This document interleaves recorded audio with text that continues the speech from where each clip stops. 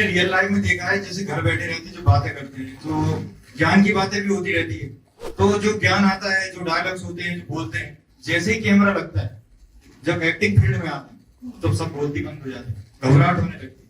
तो उस टाइम पे ऐसा क्या करें, मतलब नहीं, ये तो ना प्रैक्टिस की बात है सर। ऐसे होता है कि एक बार वो माहौल से आप परिचित हो गए ना, फिर आपको वो आप भूल जाएंगे। क्योंकि शुरू में तो हर किसी का, मतलब आप शाहरुख खान से पूछो, सलमान खान से पूछो, यही आंसर होगा कि फर्स्ट डे ऑफ शूट आपको लगेगा कि कैमरा ऑन है, ये सारे देख रहे हैं, मतलब लाइट है, मैं सही दिख रहा हूँ कि नहीं दिख रहा हूँ, मेरे डायलॉग सही जा रहे हैं नहीं जा रहे, ये सब माहौल हमें पता चलता है। इसी को तो बाद में वो कुछ दिन के तभी वो कॉन्फिडेंस बहुत ज्यादा होना जरूरी है कि आपको पूरा फोकस आपके डायलॉग्स पे और आपके कैरेक्टर पे देना चाहिए। और उसके लिए मैं बताऊंगी कुछ आपको नुस्खे, जैसे कि प्राणायाम करो। प्राणायाम से आप प्रेजेंट टेंस में रहना सीखते हो। एक तो होता है कि हम डरते किससे, डरते इस चीज से है कि अगर मैं कहीं गलत हो गया तो, या फिर ये लोग मुझे जज कर रहे हैं, तो ये सारा फ्यूचर वाला, ये लोग मुझे क्या कहेंगे अगर मैं चूक गया कहीं, तो ये लोग मुझे क्या कहेंगे, ये फ्यूचर की फियर है। या फिर आप पिछला कुछ सोचते हो, पास्ट टेंस वाला, कि यार मैंने वहां गलत किया था, अभी सही करूंगा कि नहीं करूंगा, ये सारा दिमाग में चलता रहता है। इसलिए हम बोलती बंद हो जाती है, डर लगता है थोड़ा सा, लेकिन वो धीरे धीरे कम होता है। तो थोड़ा सा आपको प्रेजेंट टेंस में होना बहुत जरूरी होता है। और प्रेजेंट टेंस में होने के लिए मुझे लगता है कि बस एक ही चीज है जो हमें प्रेजेंट टेंस में रख सकती है, वो है प्राणायाम। प्राणायाम बहुत बड़ा शब्द है, तो मैं सिंपल तरीके से बताती हूँ कि एक ही चीज फिलहाल हो रही है जो प्रेजेंट टेंस में अपने बॉडी के अंदर हो रही है, वो है सांस। वो हम आगे वाली नहीं ले सकते, ना पीछे वाली ले सकते हैं। हम अभी की सांस अभी ले सकते हैं, अभी छोड़ सकते हैं। बाद में पिछली सांस छोड़ना रह गया था इसलिए मैं अभी छोड़ूंगी, ऐसा तो नहीं हो सकता ना। हो सकता है ऐसा? नहीं हो सकता। तो एक ही चीज है जो हमें वर्तमान से बांधे रखती है, वो है सांस। तो आप सांस पे जैसे कॉन्सेंट्रेट करोगे, मैं ये नहीं कहूंगी कि आप ओम बोलो या मतलब 8 टाइम सांस लो, 16 टाइम सांस छोड़ो, ये सब नहीं बोलोगे, सिर्फ ध्यान दो। तो क्या होता है, मतलब एक घोड़ी जैसे जिसको लगाम मारते हैं ना हम लोग, घोड़ा जैसे जोर जोर से निकलता है दौड़ के, तो हम उसकी लगाम खींच के रखते हैं। जैसे सांस ये हमारी लगाम, और इसको हम अगर काबू में रखें तो हम वर्तमान पे काबू पा सकते हैं। तो अगर सांस पे रोज 5 मिनट ही सही आप सिर्फ देखो, मेरी सांस आ रही है, मेरी सांस जा रही है, मेरी सांस आ रही है, मेरी सांस जा रही है, तो ये प्रैक्टिस से ना आपको क्या होगा, आपका जो संविधान है, मतलब जो क्या जिसको बोलते हैं,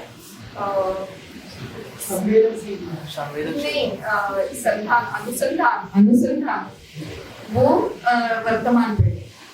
आप सिर्फ सोचो कि आप सांस ले रहे हो, आप कब छोड़ रहे हो, कब ले रहे हो, कब छोड़ रहे हो, तो आपको आपके मन को आदत रहेगी कि वर्तमान में रहेगी, और फिर आपका मन उधर उधर भटकेगा। करके देखो, बहुत सिंपल तरीका, बहुत सिंपल।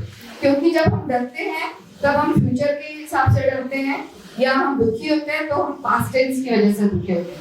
क्योंकि प्रेजेंट तो हमारे हाथ में है भाई, प्रेजेंट ने कुछ नहीं किया, और वो पीछे के डर से या आगे वाले के डर से या पीछे के दुख से हम लोग प्रेजेंट हो गए, तो वो होना नहीं है। हम अगर प्रेजेंट पे काबू करना है तो अपने सांस पे अनुसंधान हो, मतलब सांस को देखो, समझो, उसी के ऊपर आप कंसंट्रेट करो, फोकस करो, आपको वर्तमान में रहने की आदत लग जाएगी, फिर आपका डर निकल जाएगा, आप आगे के बारे में नहीं सोचोगे, और ना पीछे जो हो चुका उसके बारे में सोचोगे। तो सिंपल तरीका जो मैंने फेस किया है वो मैं बताना चाहूंगा कि हम कई बार डायलॉग पे कंसंट्रेशन होता है हमारा, उस टाइम पे पूरा डायलॉग पे फोकस करते हैं कि हमें याद रहे, तो डायलॉग्स तो सही चले जाते हैं, एक्सप्रेशन, फेशियल एक्सप्रेशन भी सही हो जाते हैं, पर वो बॉडी ओपन अप नहीं हो पाती कि वो हेड बेंड होना चाहिए, यानी कि मैं अभी कर रहा हूँ, शायद अभी मैं कर पा रहा हूँ, मुझे नहीं पता क्यों कर पा रहा हूँ, तो अभी ऐसे जब पता ही, इस टाइम दिमाग में कुछ और चलता रहता है क्या है उसकी हाँ वजह नहीं, से। इसीलिए ना मुझे लगता है हमेशा कि बॉडी लैंग्वेज का अभ्यास होना बहुत जरूरी है। कितनी बार ऐसे होता है कि हम लोग ना ऐसे बैठते हैं तो ये हमारी बॉडी बंद हो चुकी है, मतलब हम मेरी आवाज ऐसे आ रही है? हाँ। तो क्या होता है, बहुत दफा हम लोग सोचते हैं कि मैं सुन रहा हूँ, हाँ मैं सुन रहा हूँ, लेकिन ये जो पोस्चर है, ये तुम बोलो ना कुछ भी, मुझे क्या फर्क पड़ता है ये बता, मतलब ये you are closing your body, when you are doing this you are closing your body. तो अगर तुम ध्यान से सुन रहे हो तो तुम्हारी बॉडी कभी क्लोज नहीं होगी, तुम्हारी बॉडी अलर्ट होगी, ऐसी होगी कि अरे भाई कुछ मैं सुन रहा हूँ, अच्छी चीज सुन रहा हूँ, तो ये ओपन होती है बॉडी। तो कभी भी ना बॉडी अपनी बंद मत करो जब सुनते हो, अच्छी चीजें सुनते हो, बुरी चीजें, लेकिन कान हमेशा खुले रहो। अगर कोई सामने वाला 10 चीजें बोल रहा है, उसमें से 8 चीजें भले तुम्हें मालूम हो, लेकिन 2 चीजें तो पक्का नहीं मिलेगी। तो इसके लिए अपने आप को ओपन रखो, जैसे हम खिड़कियां ओपन रखते हैं तभी हवा अंदर आएगी ना, बंद करके रखेंगे तो क्या अंदर आएगा, कुछ नहीं अंदर आएगा। तो इस हिसाब से बॉडी खुली रहो, हर एक चीज का अपना अपना एक महत्व है।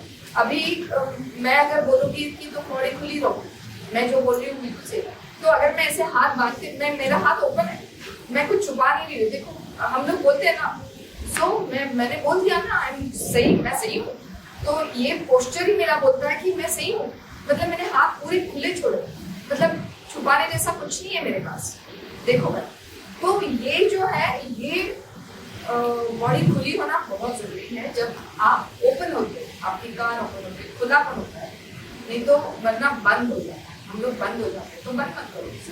हम जब एक्टिंग करते हैं तब भी, मतलब बहुत बार बहुत एक्टर गलती करते हैं कि सुनते वक्त वो ऐसा सुनते हैं, तो नहीं, अगर सुन रहे हो आप अच्छे से, आपको दिखाना है कि मैं अच्छा सुन रहा हूँ, तो आप ऐसा सुनो सही, मतलब खुला रहो, हाथ खुले रखो, बॉडी खुली रखो, सुनो, सुनते वक्त बॉडी थोड़ी लीन भी हो जाता है और आंखें ऐसी मिचमिच नहीं होती कभी भी।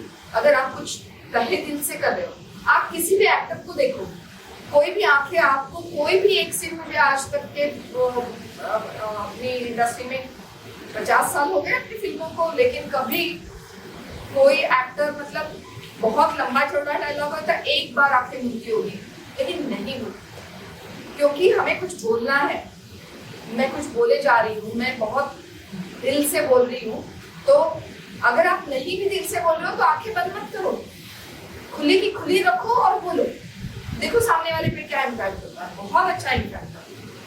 तो ये छोटी छोटी ट्रिक्स है कि जो एक्टिंग करते टाइम आपको करना है। अगर और अपने आप को देखो, मतलब अभी तो मैं मॉनिटर नहीं देखती हूँ, लेकिन मेरी बहू है, तो वो पुणे से आई, वो इंजीनियर है और बहुत मतलब मेरिट लिस्ट वाली है, हर चीज उसको पढ़ के और बहुत स्टडी करके वो करती है। तो उसको एक्टिंग का शौक था और उसको करनी है, तो ना वो मेरे ऑडिशंस लेती थी, तो देखती थी, फिर अपने मतलब हम आमने सामने रहते, मेरा बेटा डायरेक्टर है, सामने ही रहता है मेरे घर के सामने, तो उसके घर में उसने बड़ा मिरर लगाया है और हर एक मेरी ऑडिशन वो अपने मिरर में जाके करती थी और धीरे धीरे वो बहुत, अभी पुष्पा इम्पॉसिबल में उसने मेन निगेटिव किया, इम्प्रूव हो गई। तो कहने का मतलब है आप अपने आप को देखो, जब आप एक्टिंग करते हो तो अपने आप को देखो, तो आपको पता चलेगा कि क्या हमारी गलतियां हो रही है, मैं कहाँ गलती कर रहा हूँ, कहाँ। शुरू में मुझे भी कुछ गलत आदतें थी, जैसे कि मैं ऐसे बात करती थी, थोड़ी मेरी मुंडी आ गई थी, फिर मेरा मुंह उतना नहीं खुलता था, जैसे अभी खुलता है उतना नहीं खुलता था, मुंह बंद, जैसे इंग्लिश लोग बात करते हैं ना इंग्लिश फिल्मों में, वैसे वाला हाल था। तो बाद में मुझे एहसास हुआ कि ये गलत हो रहा है मेरे साथ, तो मैंने मुंह हटा दी। तो हर एक एक्टर में होता है, बड़े बड़े एक्टरों में कोई बॉन्ड नहीं है, हर चीज आपको सीख के जाती है, हर चीज आपको सीख। तो आप भी उस पर काम करो, आप देखो, अपने आप को देखो। और मैं जो क्लासेस लेती हूँ, मैं 1-to-1 क्लासेस लेती हूँ, लेकिन उसमें भी मैं ऑडिशंस बहुत करवाती हूँ। और मैं अली सर को सजेस्ट करूँगी कि ऑडिशंस करो, अपने आपकी ऑडिशन आप खुद देखो। अगर आपके यहाँ कैटवॉक के क्लासेस चलते हैं तो आप देखते हो ना कैटवॉक कैसे मैं चल रही हूँ, सीधे चल रही हूँ कि नहीं चल रही हूँ, कैट कैसे चलती है, ऐसे तो वैसे चल रहे हो कि नहीं चल रहे हो। तो अपने आप को देखोगे तभी पता चलेगा। क्या होता है, ऐसे तो चलते हैं लेकिन ऊपर भी बॉडी हिलती है, मतलब नहीं ना। क्यों हम ब्रह्मचारी में देखा या कोई भी फिल्मों में देखते हैं तो वो बुक रखते हैं सर पे, क्यों? ऊपर की बॉडी ना हिले, सिर्फ पैर नीचे जाए, कमर थोड़ी हिले डुले, लेकिन ऊपर की बॉडी स्ट्रेट रहनी चाहिए। तो बहुत सारे लोगों को आप चलते वक्त देखो, अपने आप को देखो। जब हम चलते हैं तो हमारी बॉडी थोड़ी हिलती है, किसी के कंधे हिलते हैं, किसी के हाथ इधर उधर जाते हैं। तो हाथ जाने चाहिए, मतलब हमारा राइट पैर जब आगे जाता है तो हाथ आगे जाता ही है, तभी हमारी बॉडी बैलेंस रहती है। तो इस हिसाब से ही चलना चाहिए, लेकिन ऐसे नहीं कि इधर हाथ जा रहा है, इधर हाथ जा रहा है। कुछ लोग ऐसे चलते हैं। तो अगर आपको इम्प्रूव करना है, मतलब वो कैरेक्टर, लेकिन हम तो एक्टर है ना, हमें तो हर चीज आनी चाहिए। तो अपने आप को देखो, अगर देखोगे तो पता चलेगा और फिर कॉन्फिडेंस बढ़े। तो मैं तो यही सजेस्ट करूंगी कि अपने आप को देखो, मिरर में देखो, आपकी आवाज कैसी है। अगर बेस में नहीं है तो रोज ओम बोला करो, ओम बोलने से भी आवाज बेस में जाती है, तो उस हिसाब से भी हो सकता है। जब हम शूटिंग लोकेशन में होते हैं तो एक्सप्रेशन की जो वैरायटी है, जैसे कि कभी नेचुरल एक्सप्रेशन आना चाहिए लेकिन वो माथे पे शिकन आ जाती है, या फिर ऐसा एक टेंस लुक बन जाता है। तो जब शूटिंग करते हैं उस समय प्रेजेंट में अगर समझना है कि किस तरीके से वो बॉडी लैंग्वेज वो सीन के अकॉर्डिंग आ सके। नहीं, आजकल क्या है, थिएटर एक्टिंग तो जो कैमरा एक्टिंग में मैं बताने वाली ही थी कि लोग थिएटर से आते हैं, मैं भी थिएटर से गई हूँ, लेकिन एक होता है ना अपने आप को रोज इम्प्रूव करो, तो वैसे इम्प्रूव करना होता है। अगर आप थिएटर की एक्टिंग कैमरे के सामने करोगे तो नहीं चलेगी। मतलब जब मैं काम करती हूँ, मैं देखती हूँ कि एक हाथ बंदी थिएटर की रहती है, वो तो बॉडी एक्टिंग करती है बहुत, तो खटकता है। मैं सोचती हूँ भाई ये फिल्म है, क्यों इतना कर रही है, मेरा सीन खा रही है वो। मतलब कभी कभी ऐसे लगता है कि क्या कर रही है, मतलब सीन मेरा और इसका है, हम लोग सटल कर रहे हैं और ये वहां से ऐसे करेगी तो फिर मतलब लोग उधर ही देखेंगे ना, और क्या, ये तो टीवी तो है नहीं। तो कुछ थिएटर वालों को ये आदत होती है कि बहुत बॉडीली एक्टिंग करते हैं या फिर बहुत लाउड करते हैं। मतलब वो अगर पीछे वाले तक जाना है मेरी एक्टिंग को तो मुझे लाउड करना चाहिए, वो थिएटर की भी है। लेकिन कैमरा अगर आपके इधर है तो आपको जरूरत नहीं है ना इतनी लाउड करने की। तो वो जैसा हम घर पे करते हैं, मैं मिसाल के तौर पे बताती हूँ, मैंने एक ऐड की थी, अभिनय देव, पता है किसी को? अभिनय देव नाम के मुंबई में बहुत बड़े डायरेक्टर हैं, आप बैठ जाइए। बहुत बड़े डायरेक्टर है जिन्होंने दिल्ली वेली डायरेक्ट की थी। उसके बाद 1-2 फिल्में आई है, लेकिन वो बहुत मशहूर है एड फिल्म्स के लिए। तो उनके पास मैंने एक HSBC की आई जिसमें था कि ये जो औरत है, नेपियन सी रोड, मतलब मुंबई का बहुत रिच एरिया है, वहाँ की रहने वाली औरत है, और उसकी बेटी एक फटी हुई जीन्स लेकर आती है। तब फैशन थी फटी हुई जीन्स की, नई फटी हुई जीन्स लेकर आती है, बेड पे रखती है, खुश होती है और नहाने चली जाती है। और मैं आ रही हूँ एकदम नीट फोल्ड किए हुए कपड़े हैं मेरे हाथ में, मैं नीट रखती हूँ, फिर देखती हूँ कि ये जीन्स लेकर आई है बेटी, मैं देखती हूँ अरे फटी हुई है, सिल लूँ, और मैं सिला देती हूँ। आपको याद है यार, तो कभी देखी है?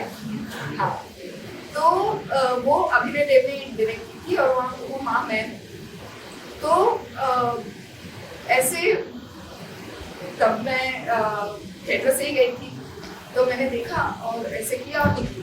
उन्होंने मुझे बुलाया, शिवानी मैम, आप अपने बेटी के घर में कमरे में जाते हो और आपको कोई मैला कपड़ा दिख गया तो आप ऐसा मुँह बनाते हो क्या? नहीं, क्या करते हो आप? मैं उठा के डाल देती हूँ मशीन में, बस मुझे वही करना है। He was the first person जिन्होंने मुझे तब बोला कि मुझे एक्टिंग नहीं चाहिए, और वो एक्टिंग को बोलता था ये एक्टिंग मत कर, मतलब इतना उसको बिल्कुल। और आज का दौर ऐसा है कि बिल्कुल एक्टिंग चाहिए ही नहीं, ना शिकन चाहिए ना एक्सप्रेशन चाहिए। अभी फेम गेम आपने देखी होगी शायद, तो उसमें जब ये संजय सर माधुरी दीक्षित को मारते अंदर, और मुझे पता है कि ये मार रहा है, तो मैं बाहर से आके बोलती हूँ गाड़ी तैयार है बेटा, चल ड्राइवर, तो मैं खटखटा रही हूँ, तो मैं खुद जब तब तो बोलते नहीं डायरेक्टर करिश्मा, तब वो सीन करिश्मा डायरेक्टर रही, तो करिश्मा ने बोला, तो मैं गई और मतलब मुझे पता है कि बेटी जैसी है मेरी, तो मुझे पता है ये उसको मारेगा पीटेगा। अभी वो फिर से स्विच एक दो सीन कट गए जिसमें उसको पूरा उसकी बॉडी सिल गई है और मैं उसको मलक लगा रही हूँ, वो सारा सीन कट गया। तो बहुत पिटता है उसका हस्बैंड, सो मुझे पता है ये पिटता है, वो मेरी बेटी जैसी है। तो मेरा स्वर जो तो रूंध गया था, और मैंने बोला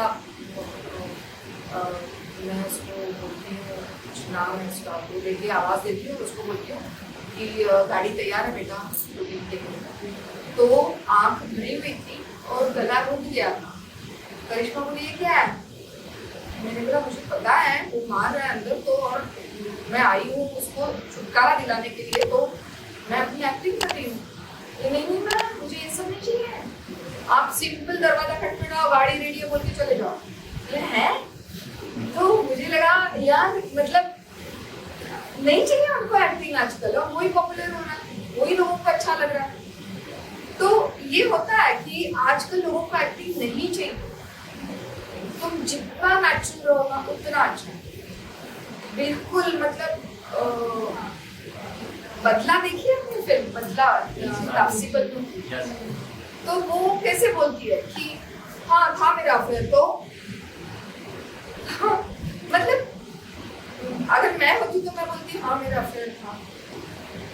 ये फर्क है पुराने एक्टर में और नए एक्टर्स में, उनको कोई फिक्र ही नहीं है, मतलब ये इस तरह से एक्टिंग किया जाए और वो लोगों को अच्छी लगती है। मुझे, मैं खुद तापसी की बहुत बड़ी फैन हूँ, और मुझे वो बहुत अच्छा लगा डायलॉग, बोला भाई कितना प्यारा दिया है उसने, मतलब रोंगटे खड़े हो जाते हैं कि हाँ मेरा अफेयर, तो एक्स्ट्रा मेरिट लव।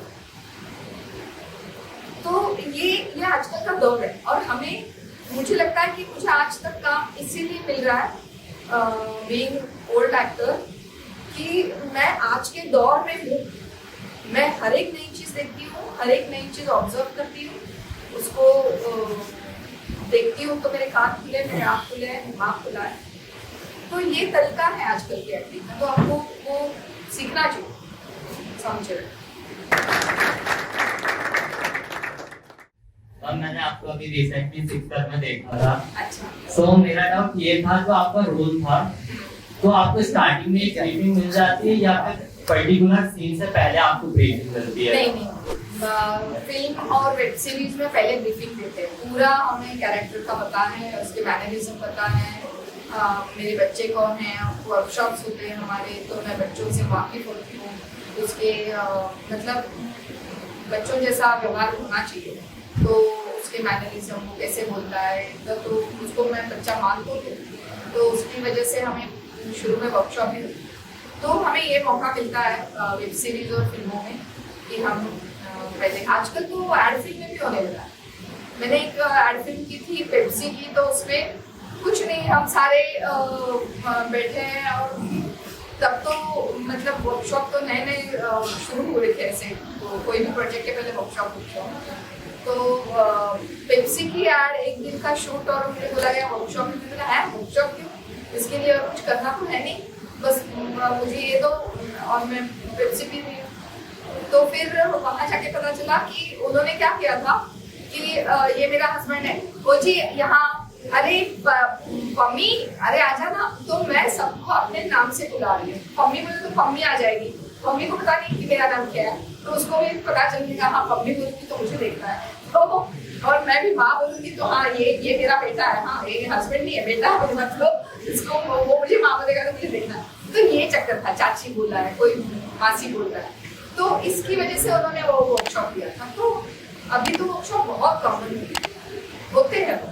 और मैम सेकंड क्वेश्चन ये था, जब आप जॉब कर रही थी गवर्नमेंट, तो आपको रिग्रेट नहीं होता था या फिर आप हाथ पांव मारते रहते थे जॉब करते हो?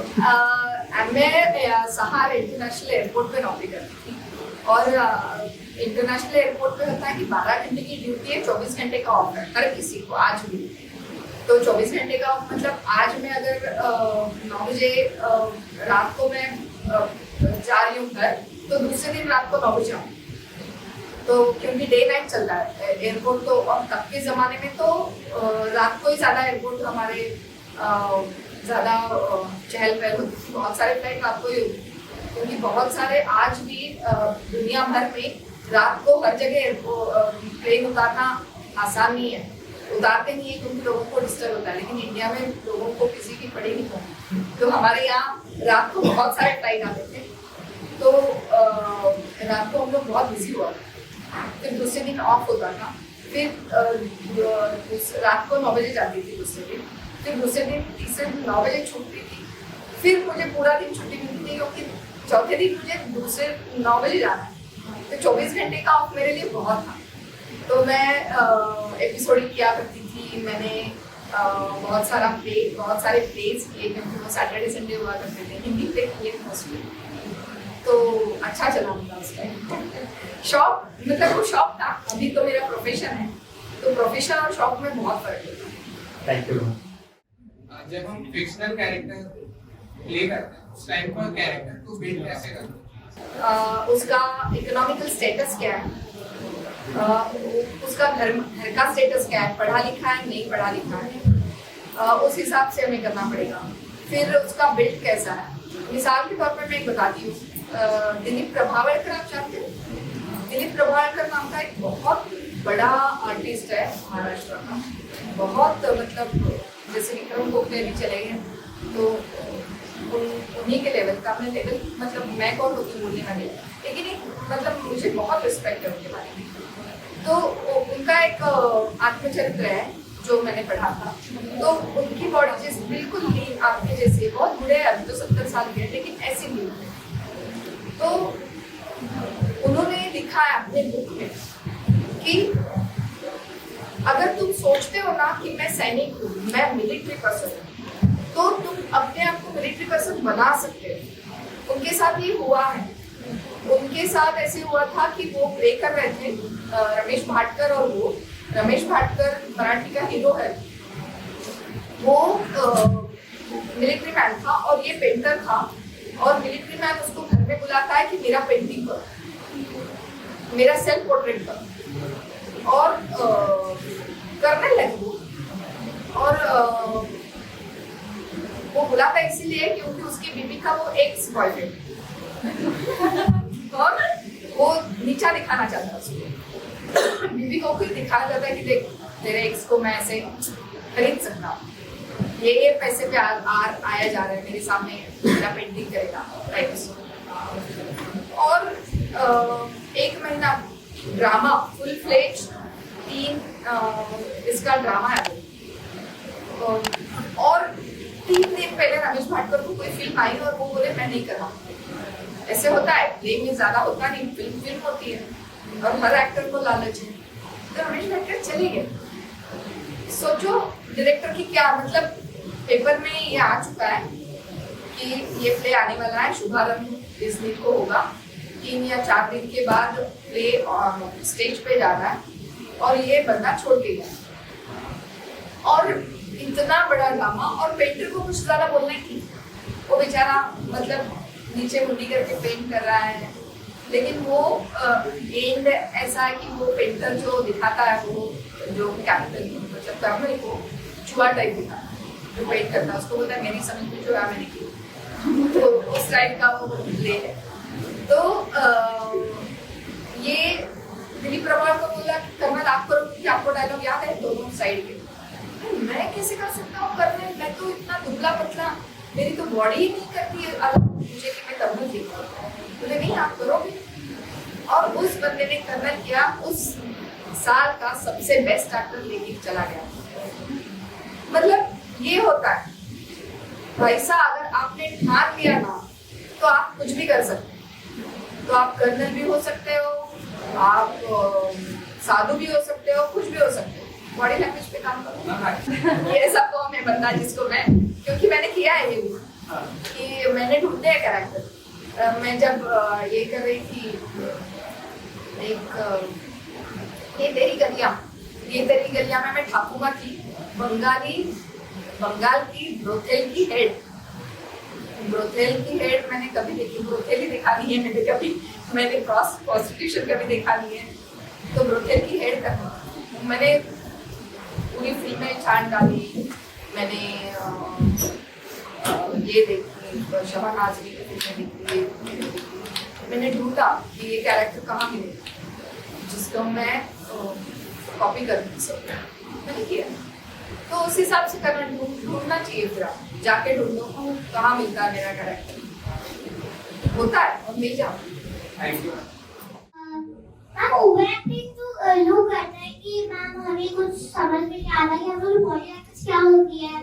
लोग कहते हैं कि मतलब ओवर एक्टिंग कर रही है, ऐसा कि कैसा मतलब आपकी बॉडी लैंग्वेज। मतलब अगर आप कैमरे के सामने कर रहे हो ना, तो कैमरे के सामने जरूरत नहीं होती है बॉडी की, इतनी बॉडी हिलाने की, वो करने की जरूरत ही नहीं होती है। नहीं मैम, मेरा गलत था। ओवर एक्टिंग इसीलिए कि जो आजकल की लैंग्वेज है ना, कैमरे की लैंग्वेज है ना, आंखों से बोलना है। जो कुछ बोलना है आप आंखों से बोलो, आप आंखों को अपने इस्तेमाल करो। आपको बॉडी से कुछ करना ही नहीं, बहुत कम। लेकिन होता है बॉडी जैसे आदमी बड़ा होता है, बॉडी एजेड हो जाती है, वैसे स्लो हो जाती है। और जो छोटा है अभी, ये इसकी एक्टिविटीज कितनी है, बहुत सारी एक्टिविटीज इसने की अभी, बोलते इधर तो उसके एज के हिसाब से सही है। तो अगर आपको आपके एज का रोल नहीं था तो आपको वही करना चाहिए जो आपने अभी किया, एकदम सही किया। जी मैम, थैंक यू। जैसे आज की डेट में सभी बोलते हैं कि अगर आप पतली दुबली हो तो अगर आप सीरियल में जाना चाहते हो, जैसे मैं सीरियल में जाना चाहती हूँ, मुझे बहुत इंटरेस्ट है सीरियल में।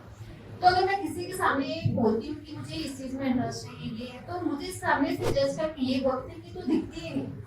तो हमें अपने आप को चेंज करना चाहिए, जैसे हम हैं वो वैसे ही नहीं। देखो, अगर आप सीरियल में एज ए लेडी करना चाहते हो ना, स्टार्टिंग तो छोटे मोटे से ही चलेगा। लेडी सोचो ना, क्या फर्क पड़ता है, सोचने में क्या जाता है। हाँ, सोचा तो है कि बड़ी बनूं, कोई अच्छे लेवल पे ही जाऊं। हाँ, पर स्टार्टिंग तो छोटे से ही करनी पड़ेगी। हाँ, नहीं, थोड़ा सा अपने आप को बदल लो, क्योंकि आप जानते हो फर्स्ट इंप्रेशन इज लास्ट।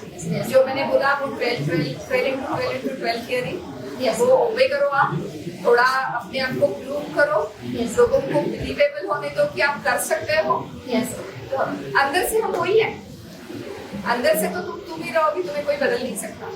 लेकिन जो लोगों को विश्वास होना चाहिए कि ये पेन पाएगी, इसके शोल्डर पे हम ये जिम्मेदारी दे सकते हैं, इतना विश्वास होना चाहिए। इसलिए हमें अपने आप को ग्रो करना है। तो थोड़ा सा ग्रूमिंग हो जाए, अच्छी बात है। इसी चीज में थोड़ा कंफ्यूजन रहता है कि हम जैसे हैं तो हमें वैसे क्यों एक्सेप्ट नहीं किया जाता। नहीं, अगर ऐसे जैसी हो वैसा काम नहीं मिल रहा है तो अपने आप को ग्रूम करो, तो चेंज अपने आप को ग्रूम करना, चेंज करना। लेकिन ये मत करना, क्या अपने आप को लो ग्रेड मत करना, ग्रूम करो और ऊपर लेके जाओ। लेकिन अपने आप को नीचे कभी अपने मन से अपने आप को नीचे कभी मत करो।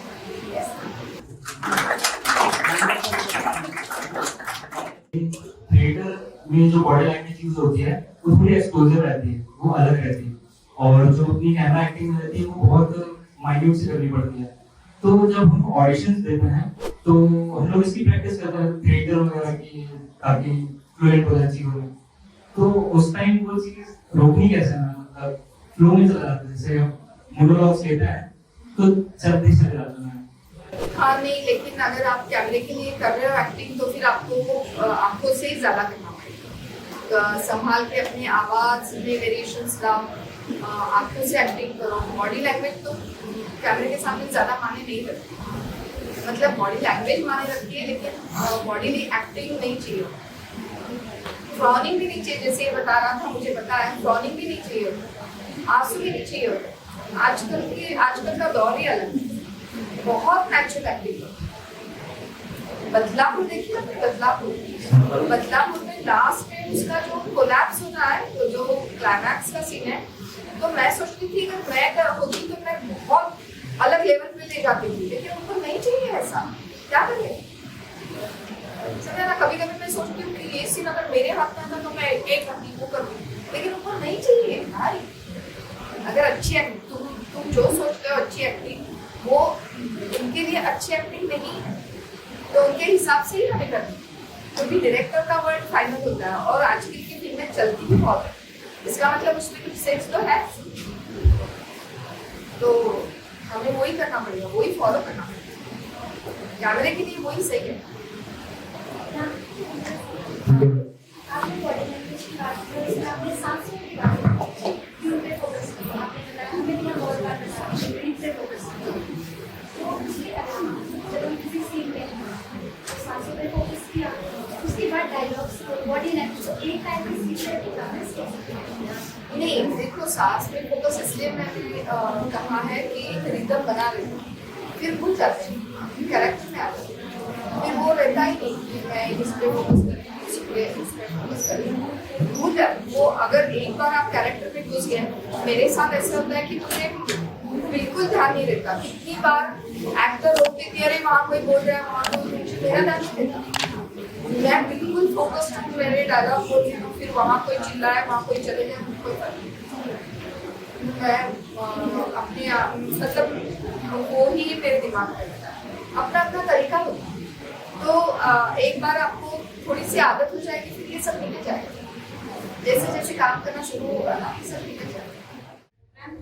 कई बार ऐसा होता है कि मतलब आपने जैसे कहा कि कैमरा एक्टिंग में बहुत माइन्यूट सी चीजें होती हैं, तो हम जैसे बहुत माइन्यूट सी चीजें करते हैं, तो सामने वाला कई बार ये बोल देता है कि नहीं आप बहुत प्लेन जा रहे हो, क्योंकि वो आंखों से देखता है ना, कैमरे में नहीं देखता है,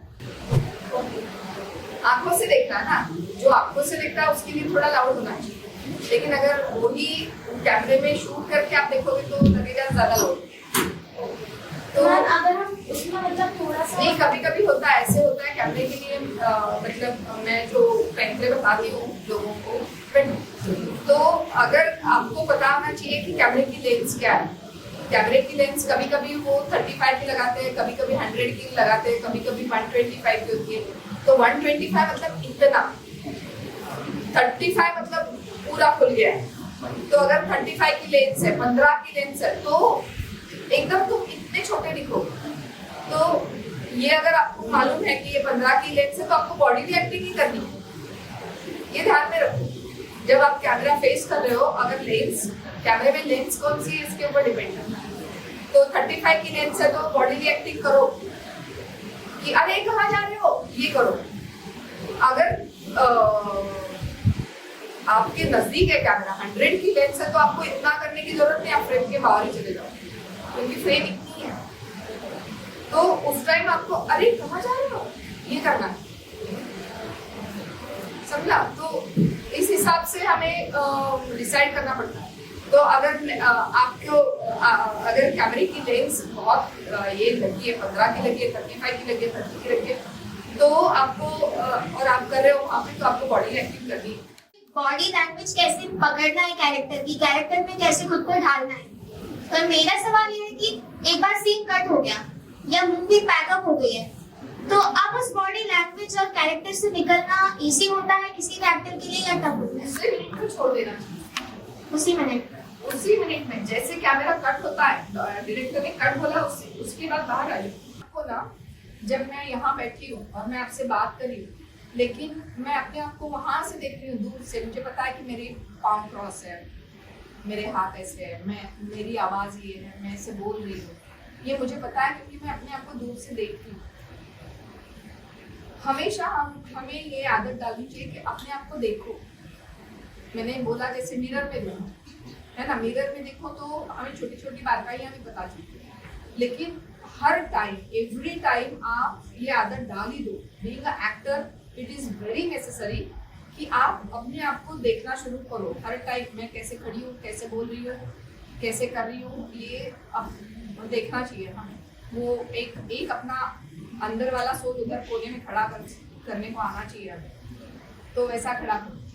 और होने के बाद भी खाए रोते रहते नहीं, आप एक्टिंग कर रहे हो ना, आप उसमें इतना मत घुसो कि आप खुद के ऊपर ले लो। अगर ऐसी एक्टिंग करने लगे तो अगर किसी को मारना है तो आप खून भी कर दोगे ना।